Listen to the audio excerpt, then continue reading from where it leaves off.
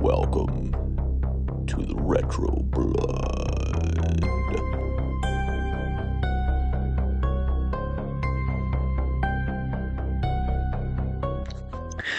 Welcome back, everybody, to the Retro Blood.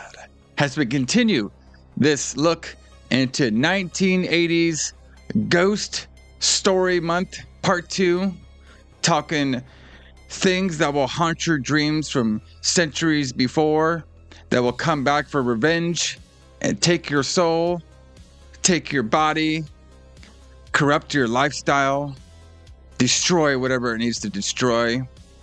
We will also bring you down to witch layers, and we will sacrifice you on upside down crosses. Because the Retro Blood is continuing this month. If y'all like stories about a German witch who is haunting one area of an island because back in the day, some German girl was practicing witchery and got shunned out by the town like Frankenstein. If y'all like a retail girl named Linda whose sole purpose is to have sex and die. If y'all like Linda Blair getting possessed again, but not in The Exorcist. And what we all been waiting for. I think I've been waiting for this my whole life. If y'all like the most manliest man on the man planet, David Hasselhoff, before Baywatch, shirtless, sprayed in Italian gore, then this is the review for you, brother, because the Retro Blood is talking all about Witchery, aka La Casa 4. Casa 4. J.H. Allison, James Klein. What's happened, Alison? Tell me how much you love David Hasselhoff without a shirt and getting sprayed by Italian gore. Did you love it? Because I loved it. I popped big time. Hell yeah. This movie has post Knight Rider pre Baywatch David Hasselhoff in it. So pretty amazing. It's it's amazing how well this movie tied into Evil Dead as well, right? Because it's the 4 sequel. Yeah. Well, we'll get there. Like, you know how like last La Casa 3 was a stretch? This one was a super stretch as well too. It was, yeah. So we decided to do the one of the first ever Retro Blood pivots, where we had a review set up for everybody, The Ripper, to correlate with this Ghost Month. But right when I found out that La Casa 3 had a sequel, like, you know, it did so well, you know what I mean, that it had they made a sequel, which was this movie, and I saw David Hasselhoff was in a Italian production horror film. We had to do it. And yeah, absolutely. I actually enjoyed this movie. I thought it was pretty fun. I did not expect David, because at first you just see David Hasselhoff's character, Gary. He was just kind of like the manly boyfriend guy who's like, you know, he has this chick that's hot, and even though her acting skills kind of sucked, but you know, he's just trying to bang her, but she doesn't want to do sex for some reason. And it seemed like he was like avoiding the Italian gore the whole movie. Okay. Until the dad, veins popped all over him, and all that fake Italian gore went all over his body, his face and chest. I was like, golly, where?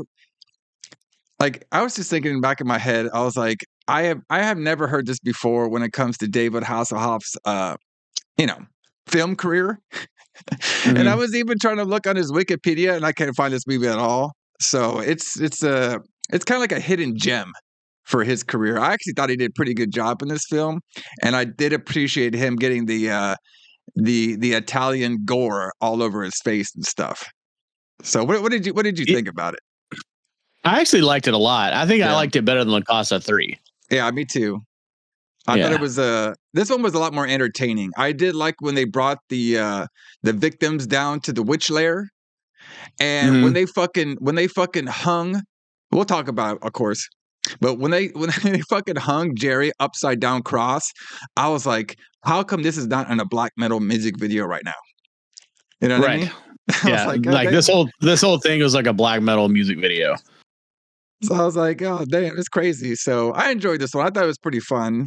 Of course, we'll talk all about it and stuff on here, but yeah, it was definitely a good pivot, and Yeah. there's only certain things I would say that's like maybe linked to Evil Dead on here. So, but it's gonna be very a stretch. You know what I mean? It's a very stretch when it comes to the linkage, I guess, of if you can tie of this Evil in, Dead. Yeah. Evil Dead. I do have 2 of them now, so we'll see if I'm right or not. Yeah. Sure. But everybody, as y'all can see, I am still on assignment here in the good old Australia. I've changed rooms.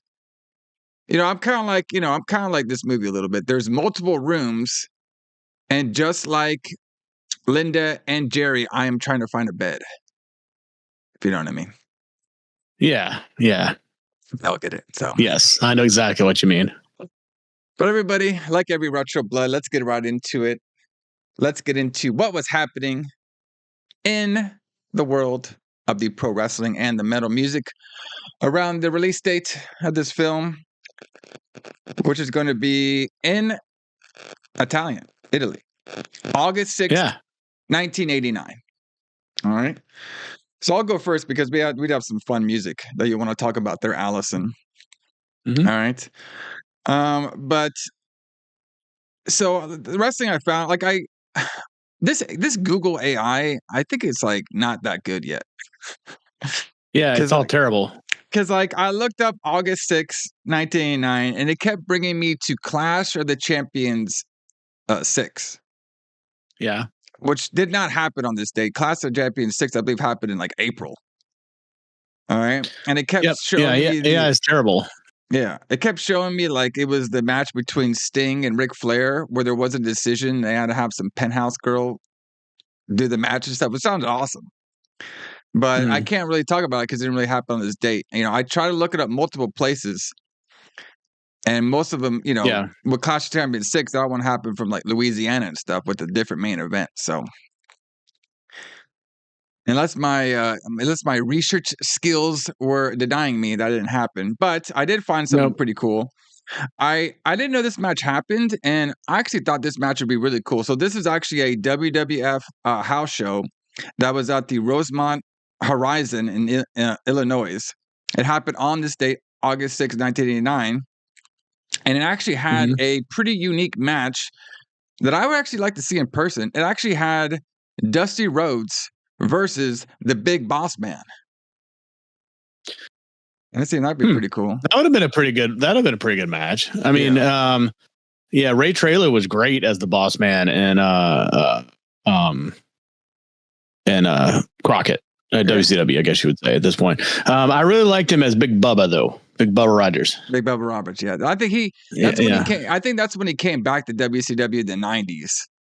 All right, but right now, like the Big Boss Man in the WWF is actually a pretty big character because he had that really famous cage match with Hogan. Mm-hmm. So he's doing pretty good. But I thought like that would be a pretty good match. 2 big guys going at it, Dusty Rhodes and the Big Boss Man. Of course, Dusty Rhodes won by the illustrious disqualification.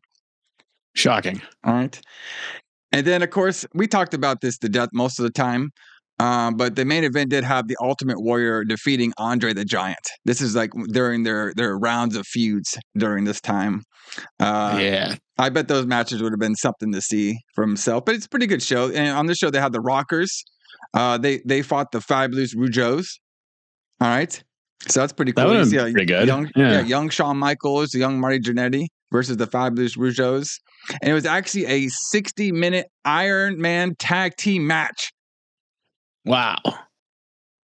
So is that a first? You think? I never heard about that before at all. So I don't it says that's a 60-minute Iron Man tag team match on here, but I'm not sure how they did Iron Man matches back in the day. Like I'm not sure if it was who had the most falls or it was just like, just a match that just won 60 minutes and that was the winner. Because it says the Rockers defeated the Fabulous the Fabulous Rougeaus. All right. Yeah. Let's see. Okay. So according to this, so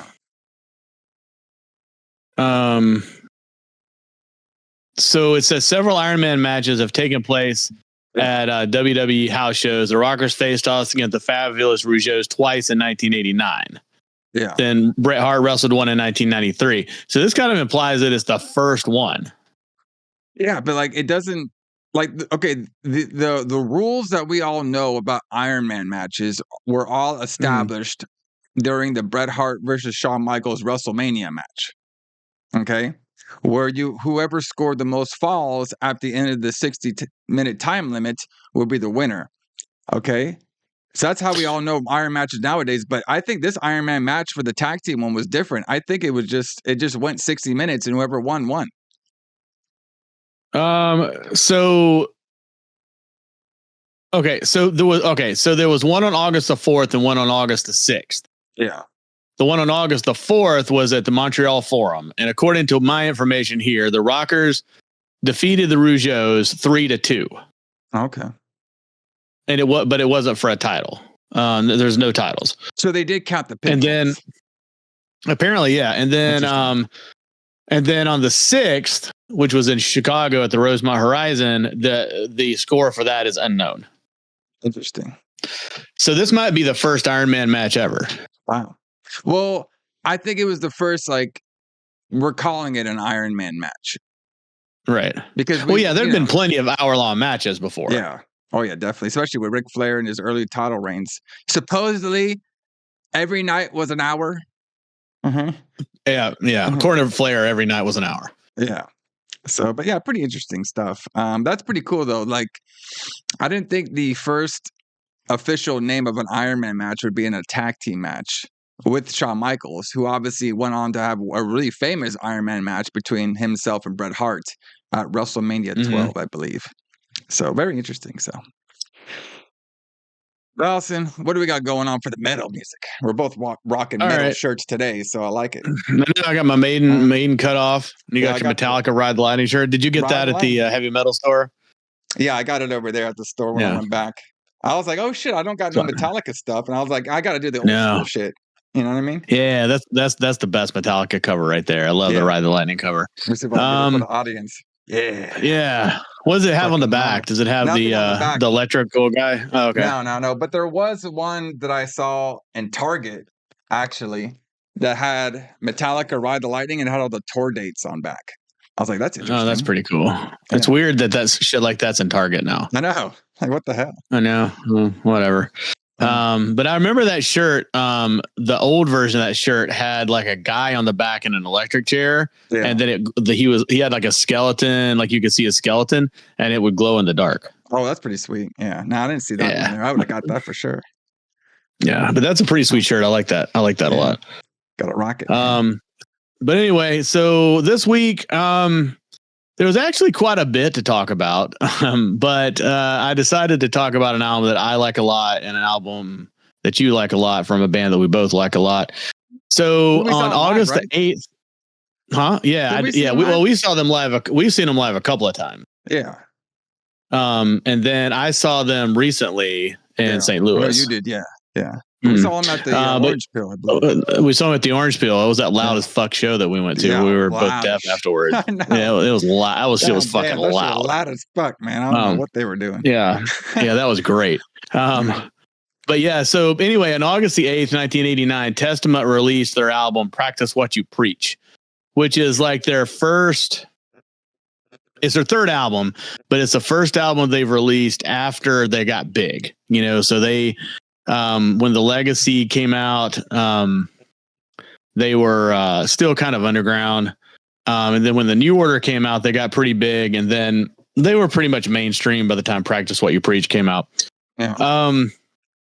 This is a change for them. So everything before this, they had just been straight thrash metal. And this one, they had a ballad for the first time, which they called The Ballad. Which was supposed to be like sort of a joke at the time where they had released a slow song for the first time ever. But yeah, that show that I saw in St. Louis a few months ago was basically a 40th anniversary, or whatever anniversary, I can't remember, but it was an anniversary tour for Practice What You Preach, where they played the whole album in its entirety plus a few other songs. And they told a bunch of really good stories about it. Mostly the one I remember is about the ballad, which was, they had written a slow song for the first time in their career.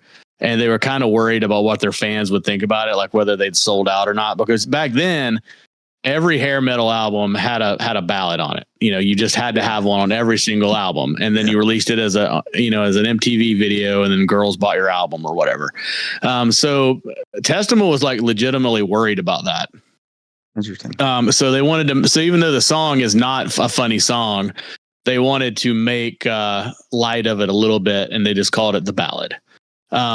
But yeah, but this album is fantastic. Like, this is probably their last great album for quite a few years. Yeah. It has the original lineup on it still. Oh, hold on. No housekeeping. Sorry.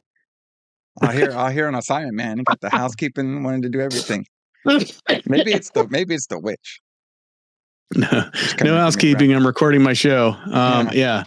Anyway, and then their next album would be Souls of Black, and then from then on they would kind of start going downhill a little bit. But Practice What You Preach was still like, classic, classic Testament. I didn't get to see him on this tour. I didn't see him until probably the Souls of Black tour I saw, but I didn't get to see them yet. But I was a huge fan of Practice What You Preach when it came out. I remember going to Roses and buying it on cassette to listen to on my Sony Walkman. Nice. With my mullet and my heavy metal t-shirts. Did you have your and my acne jacket? No, I didn't have a battle jacket then, but I just had my metal shirts and my mullet and my acne, and I was listening to Practice What You Preach on my Walkman. But yeah, so I mean, we both love Testament. I mean, we've seen them live a couple of times together, and I've seen them without you several times. But yeah, have you listened to this album before in particular, or not really? I haven't really focused on this one, but I've heard a couple songs off of it. So yeah, I'd say they're pretty fun. Testament is like, I like them a lot. They're pretty good. They're not my favorite from that genre, but they are pretty good. I do like them a lot. Yeah. Some of it's for me, their songs, some of them are hit or misses, but I do like, and they do have a really loud show, that's for sure. They're fucking fantastic. And I would go as far as to say that they talk about the big four of thrash metal, which they consider that Metallica, Megadeth, Slayer, and Anthrax. Yeah, I would say that Testament may belong in that group more than Megadeth does. I would take out Megadeth and I would put in Testament if it were me. I mean, that's like an unpopular opinion probably, but I definitely would do that. Yeah, I definitely like more. No. I mean, I think we agree. I do like appreciate more like Testament songs than I do Megadeth. So, but yeah. But anyway, I just want to mention that because it came out the week this movie was released, so we could rock out to Practice What You Preach while we go see La Casa 4 after we'd been so excited about after seeing La Casa 3. So we're keeping this Evil Dead train going. Do you think David Hasselhoff was rocking out some Testament? I could see that. I could see that. Yeah. He was probably playing it on his turntable in his RV. Yeah, I could see that happening. I like it for sure. But yeah, we'll play some Testament at the end of this podcast for all of our podcast listeners. Not on YouTube, but if you listen to us on Apple, Spotify, wherever you get your podcasts, voices ones from, listening ones. Yeah, you can hear. You get to hear Testament. There's some Testament at the end of the show. But let's get into the gritty of this movie. Let's get into who booked this shit, brother. Yeah, who booked this shit? So obviously La Casa 3 was booked and made by Umberto last week. Okay. Mm-hmm. But he's not back to direct this one.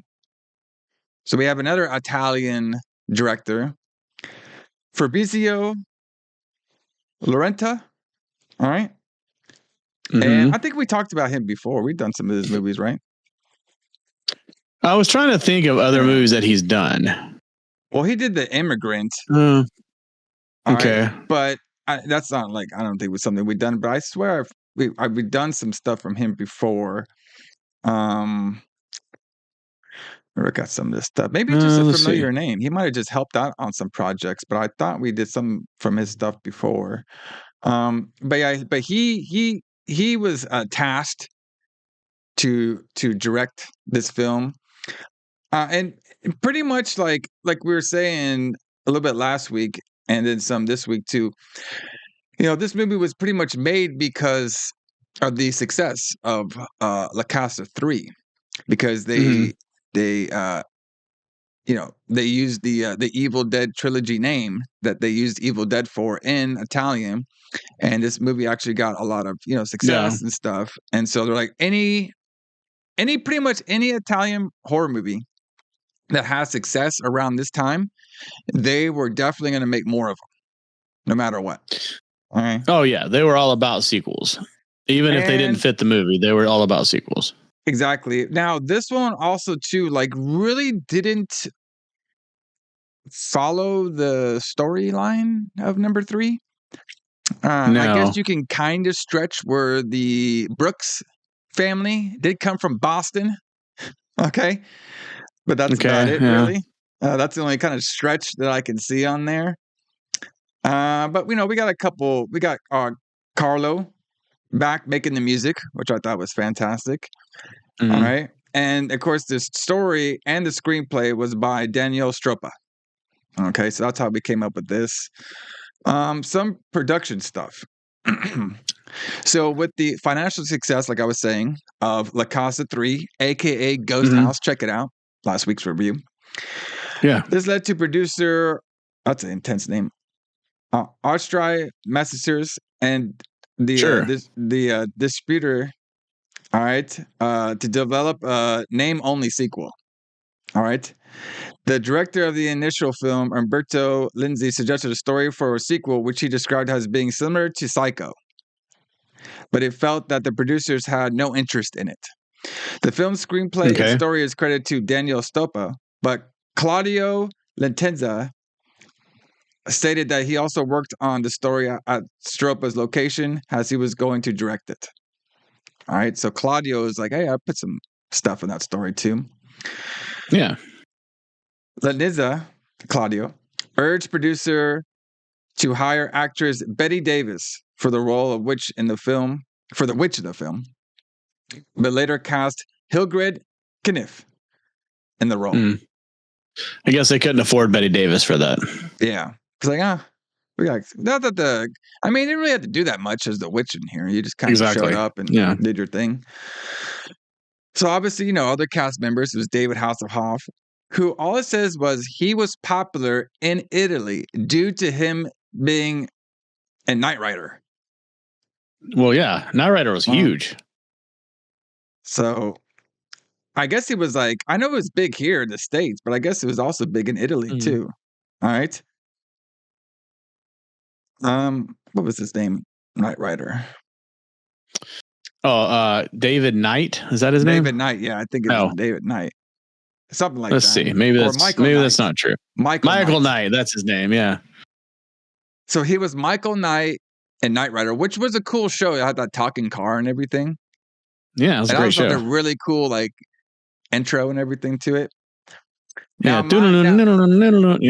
Now, like I said, I am a little bit of a time traveler on our 80s show. I know more about 90s stuff. But I remember seeing our boy David Hasselhoff for the first time being on the fantastic show called Baywatch. All right, where he was L.A. County lifeguard Mitch Buchanan, a man's man. So that was a man's man. Up. Baywatch. Well, Baywatch started in 1989, so he did this movie right before Baywatch. Can you believe that shit? And after he had some Italian fucking gore on him. He's like, you know what? I look good in that one scene. I had no shirt on. I'm gonna be this Mitch Buchanan guy, no problem. He's probably just like, fuck this shit. I'm just gonna go be in Baywatch. Yeah. But it is weird. Go ahead. Right after Baywatch. So this movie came out in Italy in August the 9th, 1989. Yeah. Baywatch premiered September 22nd, 1989. Ooh, that's very close. He's probably filming them both. So it was like a month later. He's probably filming both at the same time. Well, there was a pilot for Baywatch that aired on April 23rd. So there was a pilot for it, and then the first season started in September. So he was probably, while he was making this shit, he was probably hoping that this Baywatch pilot took off. Yeah, probably. But it is weird how they've kind of forgotten that he did this movie after he was in Baywatch. Yeah, I mean, once Baywatch took off and stuff, there's like I said, I was even looking on. I was trying to find stuff about him being on this movie. It doesn't say anything. No interviews, no nothing yet. At least I couldn't find. So that'd be a great question to ask him. Hey, can you tell me about the great stories that you have from La Casa 4? He'd be like, "What the fuck are you talking about?" What is La Casa 4? I was never in that, and then we'd have to show him on the iPad that he was in this movie. It was in the movie, yeah. So, and also too, under the director's suggestion, Lisa Cunnings, who had previously been in Killing Birds, she was also in this movie as well. Yeah, Killing Birds was one of the zombie sequels, kind of. The one that we forgot to do, which we're going to be doing on the show here and there. But yes, which is a pretty. It sounds like a pretty fun one. So we'll add that in there sometime in the near future. Yeah. So we also have Lenteze left the production and was replaced with Lucio Cosle, who left the film 2 weeks into pre-production, finding the story too predictable and banal. Yeah, so he just didn't like the movie. He thought it was boring, and So Luigi Cozzi's made a bunch of really good movies. Brother. There was no swerves. No, there were no swerves. But he's made a bunch of good movies. He made a movie. He made those Hercules movies that have Lou Ferrigno in them. He made those. Oh wow. He made a bunch of good things. He's been a good actor too. He wrote Four Flies on Grey Velvet for Dario Argento. He's done a bunch of good things. Yeah. Luigi Cozzi is a great director and writer. I will. I'll side with him on that. Like the movie is not like some sort of like you got to think about it too hard kind of movie. Right? You know what I mean? Yeah, like, exactly. It's not. You can tell that somebody was jumping out that fucking window because we saw it in every scene of some pregnant girl jumping out of a window. So you knew Jane or somebody was going to be jumping out that window at the end. All right. Exactly. So you knew that was going to happen. I could see the predictable path that he was looking at. So he wanted to do something something a little bit more challenging, something that make you think a little bit more. Yeah, I'll talk about it more when we get there, but I thought that ending where she jumps out the window was kind of ironic, and I'll explain why when I get there. So after Ocasio was turned when he left, that's when Fabrizio came in, who had previously debuted with his 30-minute vampire film The Immigrant. Yeah. So he said the director said he liked The Immigrant enormously, but noticed on set that Lorenta or Fabrizio had difficulties working with the international cast, including Blair and Hasselhoff.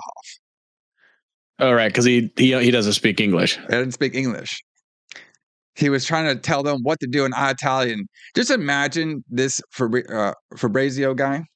By the way, everybody, if you're new, I fuck up Italian people's names all the time. So yeah, it's my favorite part of the show. My bad. You can tell me I suck down below. I don't give a shit. All right. So just imagine this guy like telling David Hasselhoff in his Italian voice, I need you to have the blood all over the face and the chest. The chest. And David Hasselhoff like, what the fuck you talk about, man? What are you talking about? Go get in my chest hair. This body right here is going to be legendary in about 2 years from now. Okay, bro. Yeah. Hasselhoff's like, I can't have that stuff in my chest hair. I'm going to be on a beach glistening. And you want me to put some Italian blood all over me, brother? That don't work for me, but I'll do it because you paid me. Yeah. He's like, 6 months from now, I'm going to be on a beach and I don't have to think about this shit again. Yeah, exactly. Even though that girl he was working with, she was pretty hot. Even though her acting was something like, what? The fucking girl they played Leslie or something. Yeah. Bro, her acting. Let me see if I can do it really quick on here. Oh, this is coming early. Well, this is a story about witches and stuff, and we're talking about these witchcrafting, and I think it sounds German on there too. What? That was awesome. What? It was like some hipster girl before hipster was even a thing. Mhm. All right, so so I guess also too, the producer guy, all right, he agreed to finance um Fabrizio's next film, despite feeling the director still had a long way to go. So I guess, this is some of his early work, I guess. Yeah. All right. So it says filming for Witchery commenced on March 16th, 1988. So I guess he was kind of doing both at the same time. He was doing Baywatch, the Yeah, I'm sure he pilot, was. and this movie. So that's pretty cool. And most of it took place in Massachusetts, which is cool. The film score by Carlo was taken from Killing Birds and was Mhm. used again later in La Casa 5. There's a La Casa 5. Can you believe it? No, we'll get 1990. there in 1990s. Yeah. And retro 90s. That's crazy. All right, it says La Witchery Casa was released. 5. Just imagine how it's like. Sorry. Do you think like this La Casa series is like what John Carpenter wanted Halloween to be? Where we just name it No. the thing and we just have different I- stories for each one? It sounds good for it to be that way, but I think that they're just trying to connect these movies together in any way they can. Barely, but okay. Barely. I mean, the biggest connection to Evil Dead in either one of these movies is the recordings of the witch voice. The demonic voices. Yeah. That's the closest connection I can see. Yeah, I found that one. I found another one too. So it says Witchery was released as early as December 1st, 1988 in West Germany. This was followed by a theatrical release in Japan on July 1st, 1989. And of course, it was August 6th of 1989 where we're talking about in Italy. And apparently it was released in the United States on July 6th before being released theatrically in Italy on August 16th, 1989. So it seems like the US one and the Italy one were kind of like around the same time. It said, let's see, film historian Roberto noted the film did very well financially in Italy, becoming the 60th highest grossing film of the year, making $1 million, over $1 million Italian lire.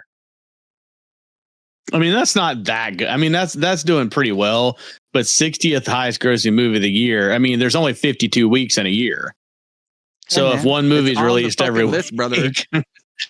It is on the list. Yeah, you can't argue with that. What's going on with this Knight Rider guy? He has his what off?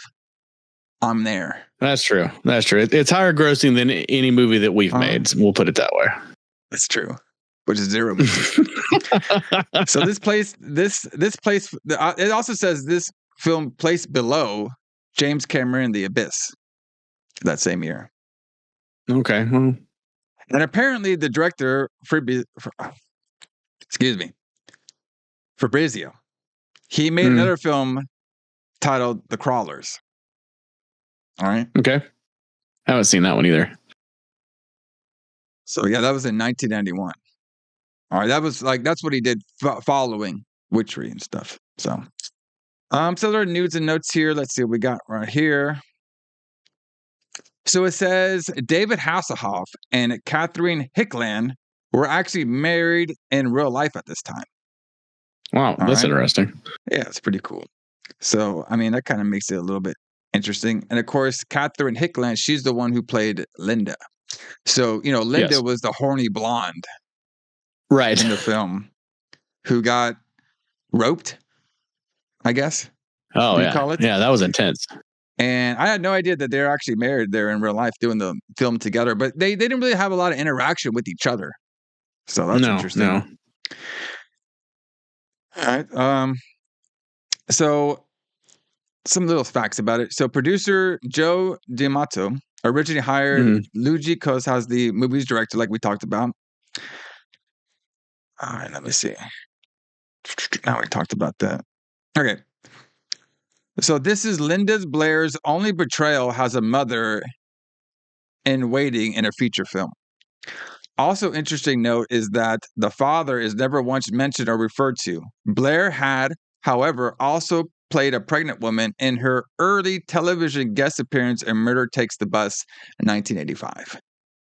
Okay. So it's the first time she's played a mother, but she's played a pregnant girl before. Yes.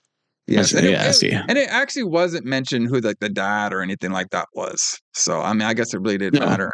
She was just there to be possessed, pretty much. Right. I thought she did pretty good. At first, I didn't recognize her, and I was like, "Oh really? shit, yeah." At first, but like, I know she's actually very, she's still prominent in the horror community. I'm pretty sure like every horror movie convention, she's like there.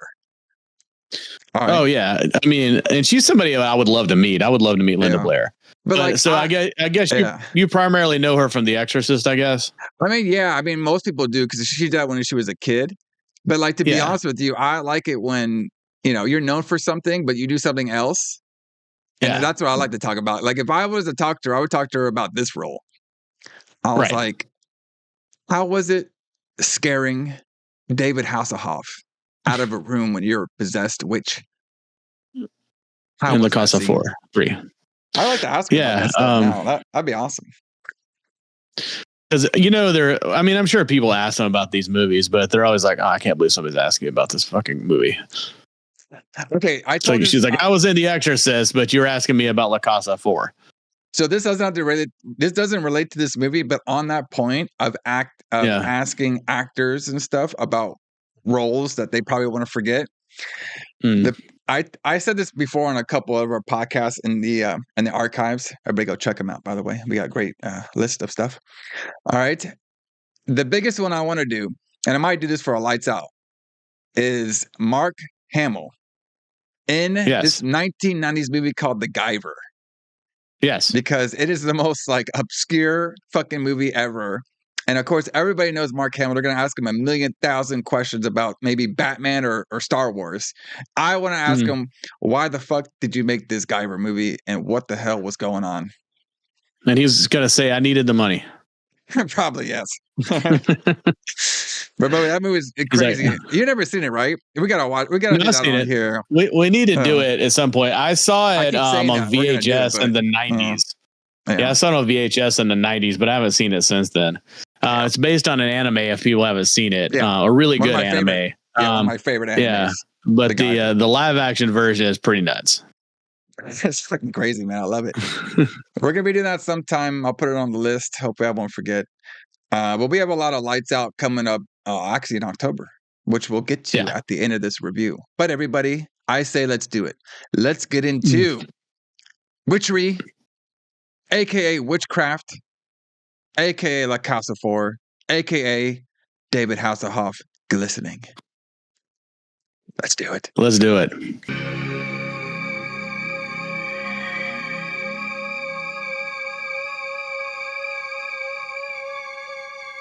My dad wants to buy this island right there. You shouldn't go there. That's a bad place. My mommy told me a witch lives there.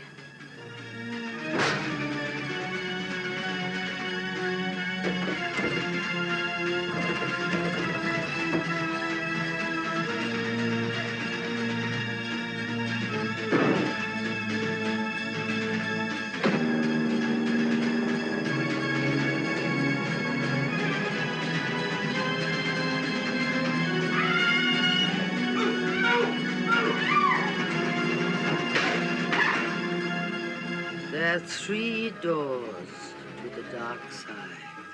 Linda for the lust, and Rose for the greed.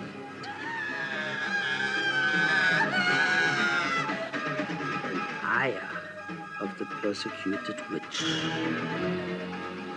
Add Jane's baby, and the one element that unites the rest. The loss of purity. Yours, Leslie.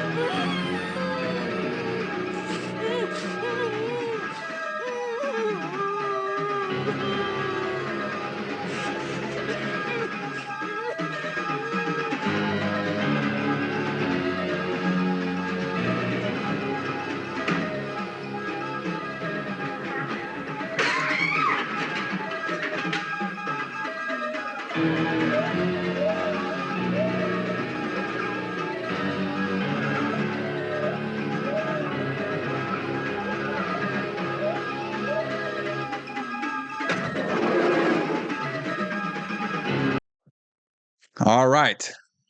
So we start off. Yeah. And we see a pregnant woman running through a beach island, being chased by an angry mob. I was getting some Frankenstein vibes over here. Yeah. But we find out why this lady is getting chased. Apparently, while pregnant, she was studying witchcraft. And we cannot have that happen around Boston around this time, or else. Right. So this is a tie-in to the last movie where they're in Boston, kind of. Yeah. Yeah, I mean, like, they're like not in Boston, but they're around Right. They're somewhere in Massachusetts, basically, where all this is happening at. Yeah, sure. All right. And we basically see her go up to a room and everything, and then she falls out the window. All right. And this is when we get, and I like the notes that these are not my notes, but this is something I would write for my notes on here. Yeah. Sexually repressed virgin student Leslie is visiting an island off the coast of Massachusetts along with her photographer boyfriend Gary. Yes. So that's basically what's happened. Okay. Yes. Yes. So basically, Leslie, she is a hipster almost, because she has now found this witch book. Okay. And this witch book, she's all like, she's telling Gary, like, yeah, this witch book right here is like, it's very rare. You know what I mean? Not a lot of people know about the witch book, and I'm translating and stuff, and I'm figuring out the mystery. And Gary's just like, you know what? I'm here. I'm trying to record you. You're hot as fuck, but you're not putting out. Like, maybe if I'm go along with all your witch crap stuff, maybe I'll put out finally. All right. Maybe. So that's what's going on with them. All right. So they basically have a project, and one of their projects is to see to capture like this like ghost light that's talking about in the book. All right. So now there's this the family. It's called the Brooks. They are going to be trying to. They basically kind of like bought the island, and now they want to renovate it. All right, but they haven't took a look at it. And they're trying to get an architect out there to, fix it up a little bit. But the architect that they found and stuff can't do it. So that's why they called up Are you not sports entertained over here, Alison, from Architects? I am super sports entertained. I am so entertained. Come on. I'll get to David Hasselhoff taking off his shirt in a second. Okay. I know. That's what I'm looking forward to. We got to get there, man. We got to get there, man. I know what you're waiting for. I'm only here for the Hoff. I know. I'm only here for the Hoff. All right. So basically, they're trying to get this island to renovate it and stuff. To turn it into basically a hotel, or renovate the hotel and stuff. And we have Rose Brooks. Rose Brooks is the mom, the greedy mom. The husband, Freddie, and the young son Tommy, and then of course we have the pregnant stepdaughter Jane. Okay. Yes. So they're basically trying to get the place to get going over here. And so, like I said, they had an architect to do it, but then the architect they do it on time. But the Rose knows somebody who can do it, so they call up Linda. All right, Linda is like this architect, and during the whole time, you can see like the witch lady. She's around everywhere. She just pops up here and there. Okay, so now. Rose calls it up, and Linda's like, "Oh, okay. I don't really know who the family you said are suggesting, but yeah, I'll take on the project." Okay. Yeah. And this is when we see that Linda likes two things. She likes her work and she likes her sex. She definitely likes both of those things. So she has agreed to take on the project, and she tells her squeeze, all right, you can stay tonight, but you can't be back tomorrow.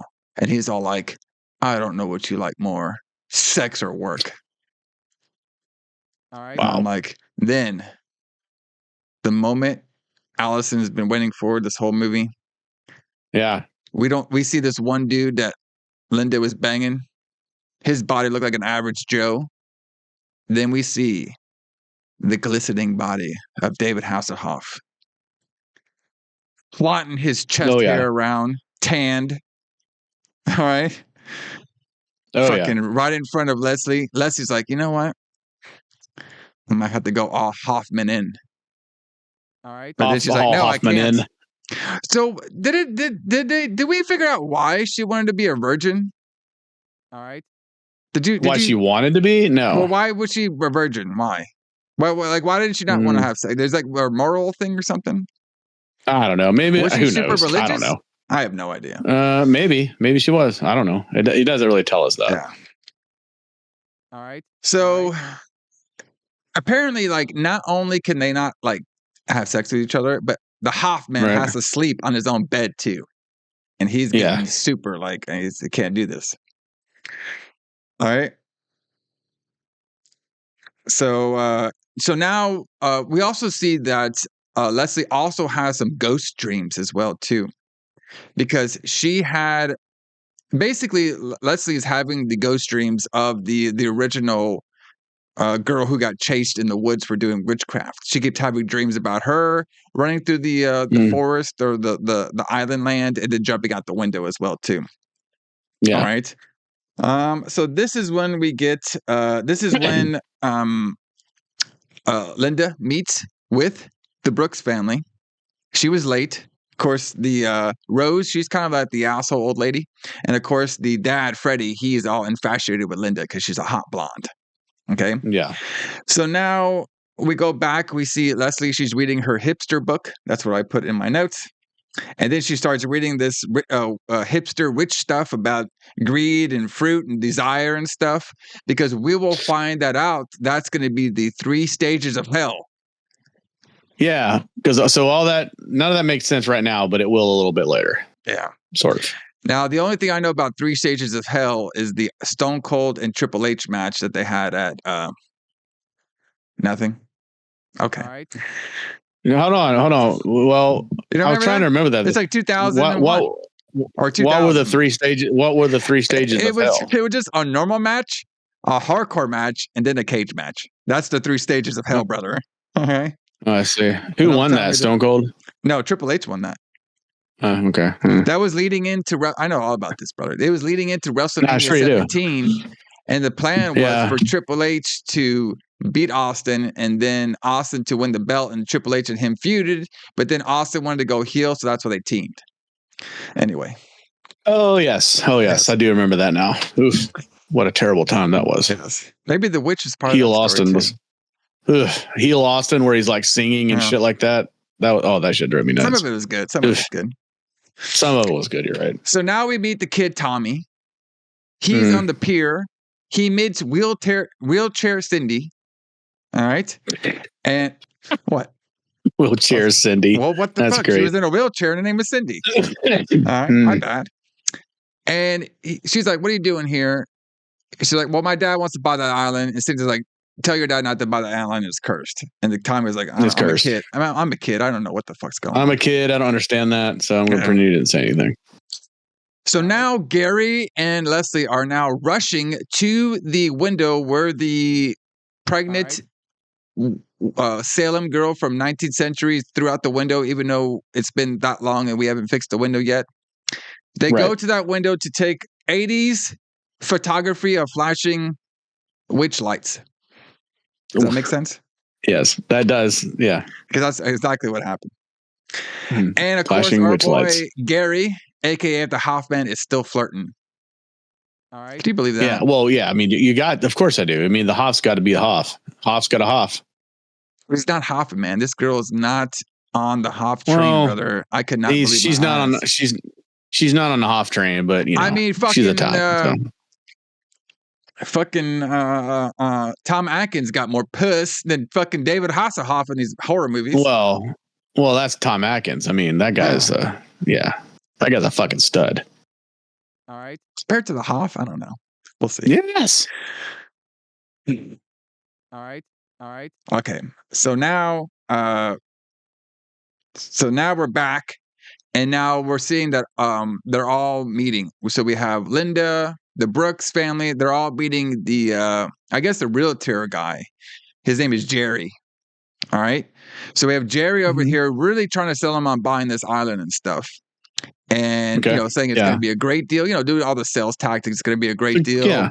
And I'll go bring you over there and I'll show you everything. Yeah. All right. And then Freddie's asking, because they're on a sailboat now, and they're asking, why is it so hard to get somebody to bring us out here? And the sales guy's like, oh, you know how it is. This place is known to have witch magic and shit like that, but it's all fairy tales. You guys are going to make a fortune. Classic story. Yeah. So now Leslie and Gary, they see that there's a ship approaching. And Gary's like, oh, well, it's okay. Gary's fixing his projector at this time because they want to see the footage that they got of the witch lights. And Gary's like, oh, it's okay. You got a permit to be out here, right? And Leslie's like, yeah, I applied for one, but they denied me.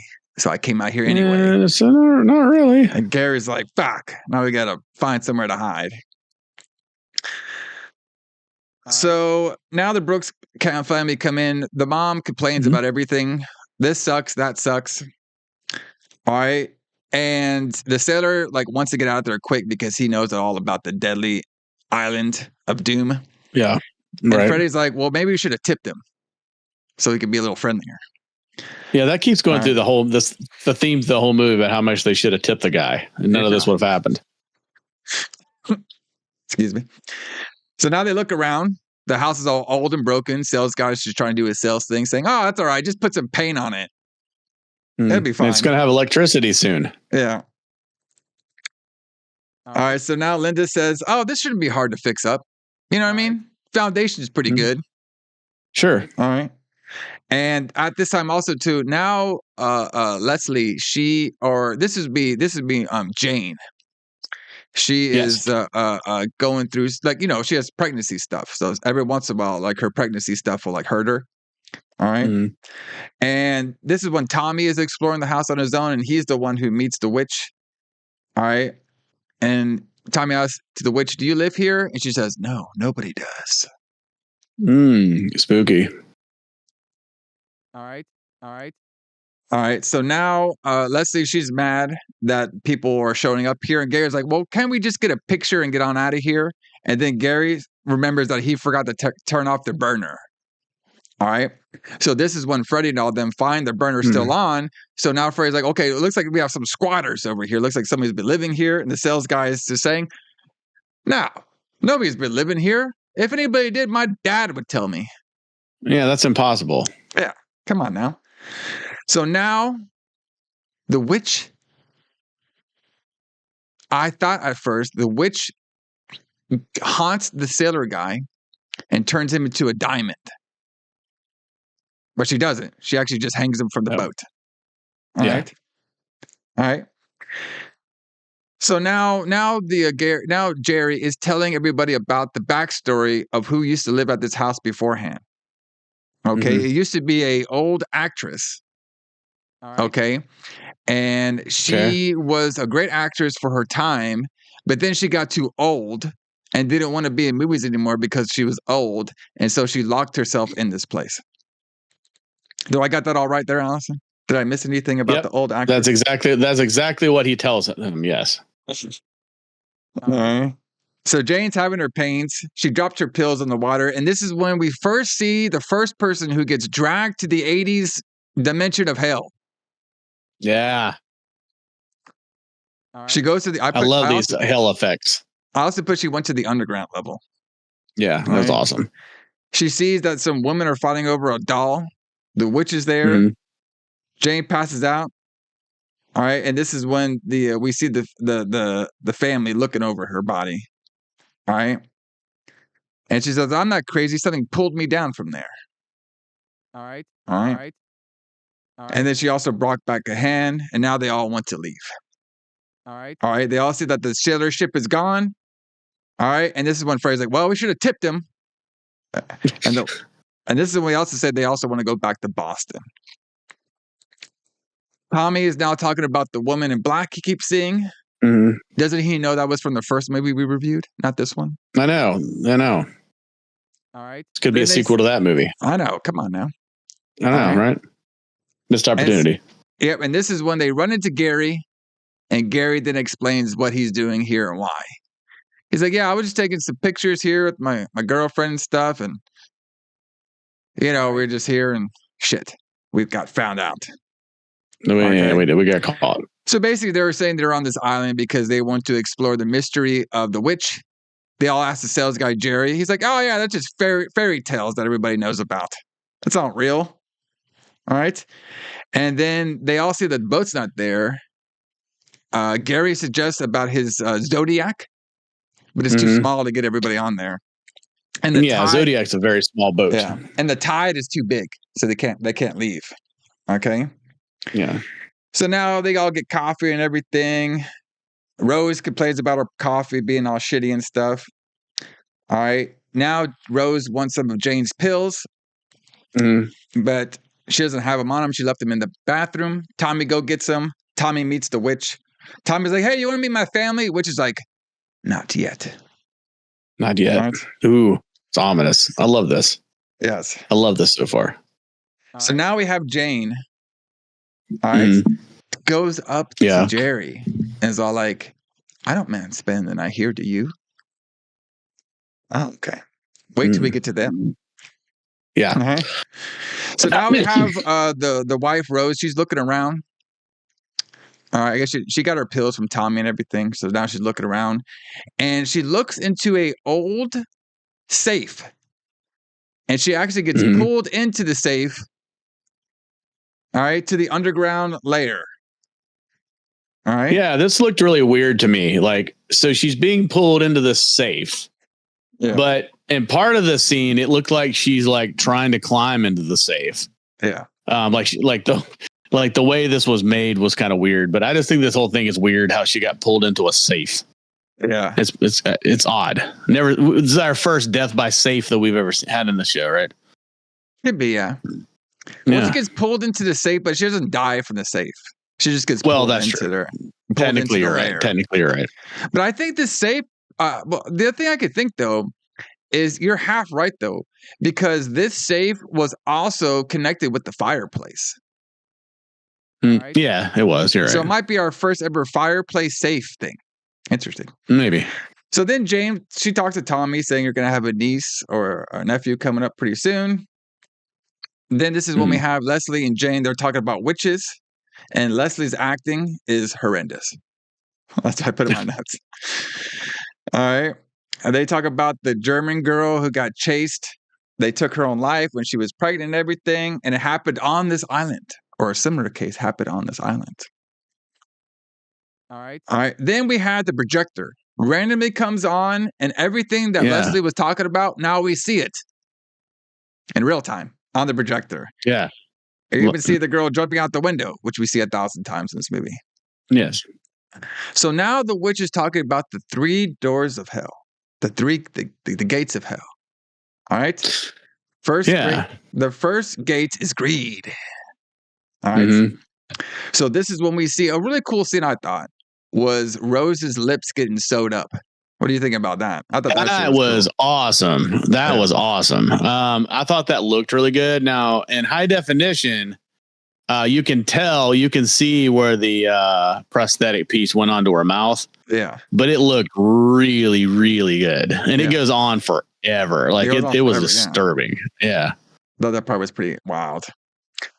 Yeah.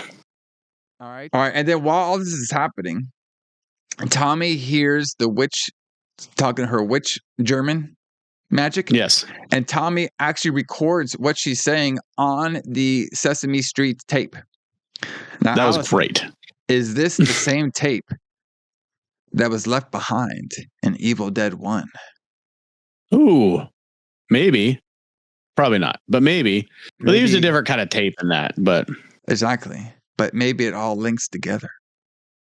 yeah, that's what I'm saying. That's what links it all together is the recordings on the tape. You see that stretch? That's like fucking Fantastic Four stretch right there. Yeah, that was, you're right. Reed Richards stretch, but still, it's a connection though, right? It's enough to make it a sequel. Enough to make it a sequel. Yeah, that's enough. That's all we need, brother. All right. Creepy German tongue talks on take. Yeah. So now we have Rose. She's hanging up. She can't talk at all, but now she's under the fireplace and they all start lighting a fire, which I thought this part was pretty crazy too. And they said like, oh man, there's a lot of smoke here. And Gary's like, it's just a storm, low pressure. So I don't think so. The wife burns all up and stuff. All right. And this is when we cut back to scene where we see Tony, which is Jerry's dad, telling this girl named Jane to leave. And now we have Linda. She is now flirting with Jerry, saying, do you wear this necklace everywhere? Do you even wear this necklace to bed? Ooh. She's ready, bro. Like I said, remember, she's ready. There's two things in life she likes, work and fucking. And she is not working, so she got to be fucking. I'd be fucking, exactly. So now Jane's going to look around for Tommy and Rose. All right. And this is when Freddy's all like, the husband's like, man, what was that wood made out of? It smells weird. Because it's burning flesh. That's why. Yes. So now Linda and Jerry, they're going to go have some sex. And they said they're going to go pass out. And this is when Linda tells Freddy, come and get me when we get, when the rescue comes. And Freddy's all like, hell yeah. He wants to watch, basically. So this is when we have Jerry and Leslie. They're kissing now because they finally found a room with a bed. All right. We have cutscenes like Jane's looking for Tom and Rose. This is when Leslie and Gary are I guess they're going to start to have some sex. And then this is when we have Freddy. He is now peeping Tom. He wants to watch because he found the room that they're in. They put a little crack in the wall. He's like, I'm ready, brother. And they do comment earlier in the movie that this house has no beds in it. Yeah. But then they finally find one. They finally found one. Yeah. Yeah. So Jerry and Leslie proceed to have the slowest sex I've ever seen in my life. Yes. I mean, just listen, I'm all about slow or whatever, but boy, let's get it going here. Okay. We only got an hour 30. I was about to say, you got to fill that 91 minutes, man. Yeah. So now, so Tom is listening to his tape from Evil Dead. That's what I put in my notes. Yeah. All right. And Gary now, stops him and makes a joke about the tape. So now they would see that Jerry and Leslie, they're with Tom. They found Tom. And then Jane comes in there too, and now she's found Tom. So now we hear the witch. She is saying that the gate number 2 is all about lust. So now she's going to use her witch magic to lure Linda and Jerry to her witch lair. So right in the middle of them fucking on the slowest fucking I've ever seen in my life, while Freddy was watching them peeping Tommy, they disappear. Yeah. Freddy goes in there like, where the hell did everybody go? I was brother, he was ready. He's ready to get it going. He's ready to go. So I thought this part was pretty cool too. We have Jerry and Linda. They have been summoned to the 80s doom lair of witches. They're walking around, kind of a cool effect they have here on their pajamas. And then we see Linda getting screamed and taken away. Jerry's looking around, tries to kiss his cross necklace. Doesn't work. He sees Linda in a chair getting roped. Yes. Roped. All right. Like this was fantastic. I love this scene too. The ropes were like basically tying up so much that they were making her bleed. Yeah, this was great. Yeah. This looked great. So then Jerry can't do anything. He freaks out and stuff. And this is when they take him and they do the same thing that they did to Rose to him. They tie up his lips. Ties so his mouth shut. Yeah. And then I will say this movie had some really good, like, gory death scenes in it. Yeah. Well, I don't know if it was like super gory, but they did have some. True. They did have some good torture scenes. Yeah, I'll agree with that. Yeah, that's a better way to put it. It did have gore though. Like we did get our Italian blood. I mean, it wasn't fucking That's like true. you're like raining in blood and stuff, but it was close. Right. So the dad, Tommy, does he hasn't heard from his son, so he goes to the cop, all right, and wants to go to the island and knows something's wrong. And of course, the cop's like, there's nothing wrong. It's basically a hotel over there. They're all good. It's fine. Nothing can go wrong at this haunted hotel ever. All right. No. All right. So now Gary's talking to Tom and stuff about when he was a kid and everything. All right. And then this is when Freddy comes in. He grabs Gary and he brings him to the room where Jerry and all of them are at. And he's like, hey, it was just weird, man. They were here 1 minute, then they vanished. So they go looking around. All right. This is when we have Sam. Oh, no, sorry. This is when we have Jerry getting nailed to the cross on here. I love this part scene too. Right. This thing was all this was great. And then during this, we have a lip demon, which I thought it was Gary, or Jerry, but I think it might have been somebody else. I'm not sure who it was. Was Jerry the lip demon or not? I'm not exactly sure. I don't think so, but I'm not sure 100%. Because we have this lip some demon. Of this, yeah. From I was gonna say Hill. some of this movie was kind of hard to follow. Yeah, it has a Silent Hill demon in it. Yes. Yeah, there's a Silent Hill demon in it. And now this Silent Hill lip demon is now trying to rape Leslie in her dreams. Well, yes, but I can't. So it's like one of those things where it's like in Rosemary's Baby. Like there's a scene like that in Rosemary's Baby where she's like having sex with like Satan or whatever. Yeah. But you can't tell if it's really happening or if it's a dream or if it's happening in some like dimension or whatever. Yeah. So that's kind of what that's like. So then when she wakes up from the dream and she sees the blood down below. And this kind of ties into the end of the movie, I guess. Yeah. All right. So now we have the witch lady. She's walking around. She lights up a doll. Right. All right. So now we have Gary. We have Freddy, Jane, and Tommy. They all look outside. They see something burning. Yeah. And they see Jerry upside down on a burning cross. I mean, it looked like something you would see in like a Behemoth music video. It was awesome. I was like, oh shit. I never seen that before in a movie. Like that's a new one for the Retro Blood there. Yeah, that was cool. Upside down burning cross guy. Yeah. Getting flamed. I was like, oh shit. Yeah, that was cool. And then we get, all right, Leslie and her acting.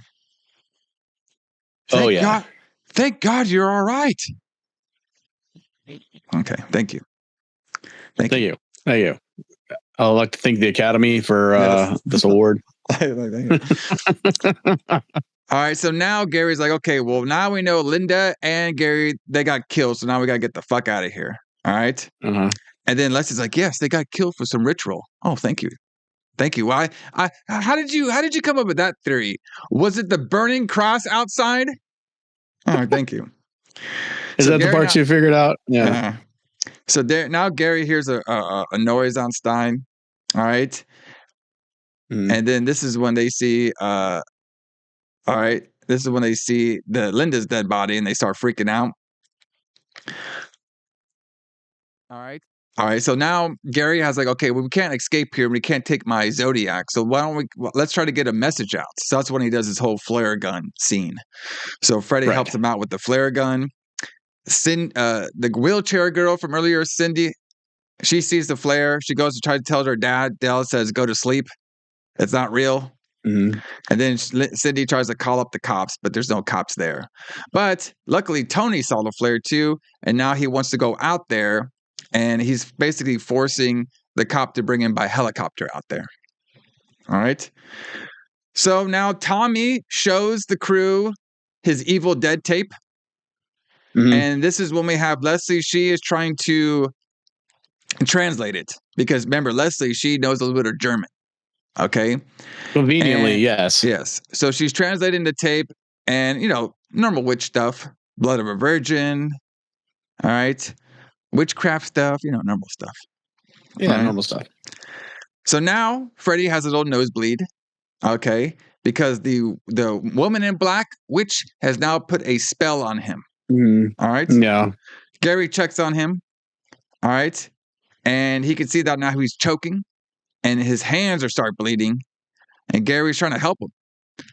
And then his neck vein starts popping out a little bit. And at the time, I was like, because at this time, like Gary, David Hasselhoff's character, wasn't really around any kind of gore. Like he wasn't around any of the ritual stuff or nothing. And I thought he had in his contract saying, I ain't getting that shit on my body. No, I can't. I can't get the gore in my chest here. And then after he's trying to help out Freddy, the dad, he's looking, he's like, oh, yeah, you're all right, man. You're bleeding and shit. And then his name's popping, and then boom, Italian blood all over the Hasselhoff's face, brother. Yeah, that was awesome. Couldn't believe it. Oliver's face and chest. I was surprised at that. I was surprised that he died at all, but like I was sort of surprised that it came when it did. Exactly. To be honest with you. So he gets all over him. Freddy is now dead. Okay. All right. And Gary's face during this was also awesome. All right. Yes. And then Jane freaks out a little bit. They calm her down a little bit. And then now Gary wipes off his face, everything. And now he hears the helicopter. All right. And then this is when Tom looks a little creepy. Maybe he has something to do with it. Maybe. So now the helicopter's coming around. This scene took forever. I don't know why they couldn't just land the helicopter. They had to like fly around just make sure everybody's there first. Yeah, that would have been too easy if they just landed. The only thing I could think of, there's just no safe place to land. That's the only thing I could think. Maybe, yeah, sure. That's a good kayfabe reason for this to happen. So the witch uses her power. She locks all the doors, turns off all the lights. The helicopter thinks he saw something, but he acts like it's a reflection. And they basically, the cops like, see, nobody's here. I bet your boy's waiting for you on land. So they leave. And of course, when they leave, that's when all the doors open. Gary tries to track him down, but it's already too far away. All right. Yeah, helicopter's already gone. Yeah. All right. And now they're all outside. And Tom's like, look, the woman in black's up there. And then Gary and all them go to her. And then Tom's like, wait a minute. That's not her. It might be somebody else. Oh. So Leslie and Gary go all the way up to the room where they supposedly saw the woman in black. But now, the woman in black has taken a vessel, a pregnant vessel. The woman in black has taken over Jane's body. And for no surprise at all, watching this movie, Linda Blair has now been possessed. Shocking. And now is being a creepy German possessed witch lady. All right. She talks about the 3 doors of hell to the dark side. She said, Rose is for the greed. Linda was for the lust. And now this baby completes it for the innocent. Yeah. All right. She tries to scare David Hasselhoff Gary, but Gary's too much of a man, so he kicks their door down like a man. They run away. Yeah. All right, they get on out of there. They're about to get on the Zodiac. Lester's like, "Oh shit, we forgot Tommy." Gary's like, "I'll go get him. Don't worry about it. I'm a man." We forgot the kid. Don't you know I'm going to be Mitch Baywatch guy pretty soon? All right, he was on the beach here too. He was. Yeah, not as nice. Not as nice of a beach, shit, but yes. Bro, is this the backstory of his Baywatch character? Maybe. Well, maybe this is like so this is how Baywatch started. He he was on the beach in Massachusetts. He's like, fuck it. Fuck all these witches. I'm moving to California and I'm going to be a lifeguard. What backstory? Oh, there should be an episode of there should have been an episode of Baywatch where he tells the backstory of this and how he was trapped in Massachusetts with this witch haunting him. He did die, but maybe he survived. Everybody survives. We didn't see him. Maybe he survived. We didn't see him he survived. All right. So basically, no, he didn't. No, he survived. Gary comes back in. He knocks all the door down. Okay. and he goes look for Tommy. He finds Tommy in a room, and then out of my big surprise as well too, the Hoffman Gary gets stabbed randomly in the stomach, and there's more Italian gore on him. I was like, man, they must have paid him a shitload to do this. Nah, I bet they didn't, but okay. Maybe compared to everybody else. Because like this guy he was in a lot of shit, man. Like a lot of like famous movies and stuff. I don't remember, like when I think of David Hasselhoff, I don't think horror movie. You know what I mean? No, because he only made this one as far as I know. So he's dead now. Leslie, I guess she heard something, so she left the boat behind, and now she runs to the house. She asks for Tommy. She asks for Gary. She hears Gary's voice, but it was the Jane witch. All right, trickery. There you go. There's your swerve. Where's that guy? Your swerve, bro. Where's he at? All right. So we had a swerve for Coty. So now Leslie, she saw the witch and she runs throughout the house now. All right. So now she finds Tommy upstairs. She tells Tommy to come to her, but Tommy doesn't go to her. She goes to Jane because it's Jane. It's my because they're like related. Jane is going to choke out Tommy, but then Tommy plays the tape. But his tape is a little different. His tape is all about saying Jane, he loves her and stuff. I love you, Jane. I love you, Jane. I love you, Jane. I was like, I don't remember that in the Evil Dead one, but no. And when did he have time to record this? He's off screen a couple times. You know what I mean? Well, that's true. He was off screen a lot. Did he record over the tape, or was it another section? That's the part I don't know. Maybe it was another tape. Who knows? All right. So Gary, not dead yet, says no. Don't take the kid, and then he dies. Supposedly, I think he survived and became the Baywatch. You know what I mean? That's what I think. Yes. But so basically, the Tommy plays the tape. Says, "I love you, Jane. I love you, Jane. I love you, Jane." Jane's internal soul takes over the witch, and guess what? To nobody's surprise at all, because we saw it about 5 times in the film, she jumps out the fucking window. Yeah. So it basically has the same ending as The Exorcist, but in reverse. So remember at the end of The Exorcist, the priest was like, come into me, and he brings the demon out of Linda Blair into him, and then he jumps out the window. Yeah. But in this one, she's like possessed by the demon, and then she gets enough control, just like the priest in The Exorcist, and then she jumps out the window. There you go. There you go. This is a reverse. That's all you got to do. It's like the old reverse Exorcist. Yep. And then we cut to a scene where I don't know if it was supposed to be a sequel. Maybe it's in La Casa 5. I have no idea. I bet it's not. Leslie's in the hospital. This is like a really quick scene. Leslie's in the hospital. The doctor comes in saying, "Oh yeah, Tommy's fine, and guess what? No effects to your baby." And she's like, in her acting, "Baby," and then we cut. And that's it. So, and we thought the Final Destination ending from last week was on the nose. Like, this is just a little bit too much. It was just like, she's like, "Oh, I'm pregnant," and then the movie ends. Like, there's no like plot point to that. Nothing. Well, remember, she got raped by the silent dude guy. Well, maybe. Right, yeah. Well, right. That's what I'm saying though. Like, so supposedly she's been impregnated by Satan or whatever. Maybe in this universe of La Casa, the way that you carry the witch powers is when you get raped by a Silent Hill demon, that's how you carry over to the next one. So now she is going to be the pregnant German lady now. Yeah, and we're also gonna see this in La Casa 5. We know it wasn't the Hoffman's baby, because she would never open up to the house. So it has to be the demon one on here. So maybe on the sequel to this movie, we see now that Leslie and her bad acting is now the witch. Yeah, maybe. We'll see. We'll get there eventually. Yeah, that'd be fun to do La Casa 5. Maybe we'll do it here and there for a Lights Out, or when we eventually do Retro Blood 90s, which is going to be like a million years, because there's 1,000 movies. If we live long enough. We've been doing this show for like almost 4 years, and we still almost 4 years. We still even almost cracked the surface of 80s horror movies. That's how many there's so many classics we haven't even done yet. And, we do a lot of these like kind of underground. Yeah, underground. No budget movies. For every Friday the 13th, we've done Blades or something. Microwave Massacre. Microwave Massacre. That was a classic.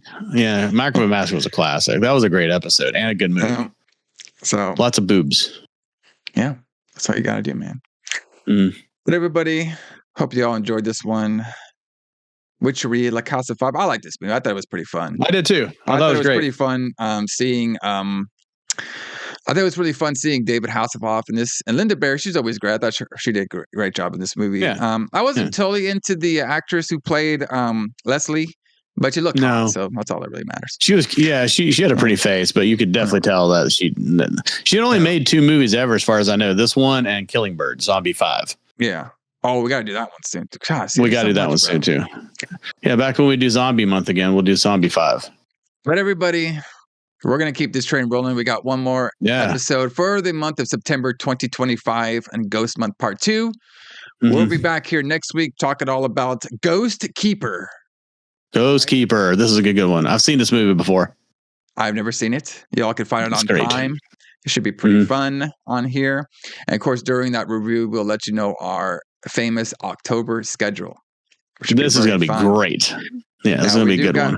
We do got a couple lights out coming for y'all on that month as well too. Hopefully we're going to get it done. Me and Alison are still planning on doing the Battle of the Halloween Havocs. What is it, 4 now? 4, 4. But we're still on the other side of the world from each other, so we'll see how that goes. But we plan on doing it. We plan on doing it. We also have a special lights out that's actually going to air on Halloween, where myself and Alison, when we do the lights out, we get out of the 80s. Yes. And we just talk about whatever. And I have challenged Alison to watch Halloween H2O. Oh, this is going to be awesome. I cannot wait for this. Years later, we're forgetting the whole Thorn trilogy. We're having LL Cool J in his horror movie debut. Ladies love Cool James. We have that one. Oh God, who's that guy? His name escaped me for a second, but we actually have a prominent actor who plays Laurie Strode's son, who's actually in a bunch of. See, I forgot. You had not asked me. I could say who. Yeah, I can't think of his name. They're gonna be like, that guy was. You don't know him? He's a very famous actor. He was super famous. Yeah, super famous. But we'll talk about that. We'll talk about the Halloween H2 is actually a pretty fun movie, especially for the time period it's in. So I can't wait to talk about that one. It's gonna be very fun. And Josh Hartnett, which is it's a very young one, a very young, film for him at the time. It's very fun. Which I know him from The Faculty. Yeah. Also, Joseph Gordon-Levitt is in this movie as well. Yeah. A bunch of people. So it's going to be pretty fun. Yeah. Now, this one, we might touch on Resurrection, which is my most hated Halloween movie ever. All right. And there is a couple different scripts and styles that were supposed to be before Halloween H2O, which we'll talk about as well, too. So that's going to be a very fun episode. We'll drop that on Halloween. But next week, when we do a Ghost Keeper, we'll let you guys know the series review that we're going to be doing all month in October. So it's going to be very, very fun. Yeah. But Alison, to get on out of here, what Testament song should we play for the audience that's listening to us? Viva podcast on audio. Man, since we mentioned it, and they don't do this too often, let's go ahead and play the ballad. The ballad, brother. The ballad for this one, because this was a good ballad. We had David Hasselhoff saying farewell to the horror genre after doing this movie. Unless he did some other one I don't know about in the late 2000s or whatever. This is the only one I can find that he did. So it's what a song! What a way to go out! All right. Yes. Getting Italian blood on his face and chest, getting stabbed through the stomach, trying to help out, but he couldn't. Nope.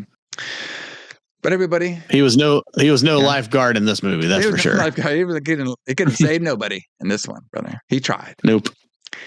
J.H. Alison, James Klein. We'll see you all next week for the Ghost Keeper. See you guys.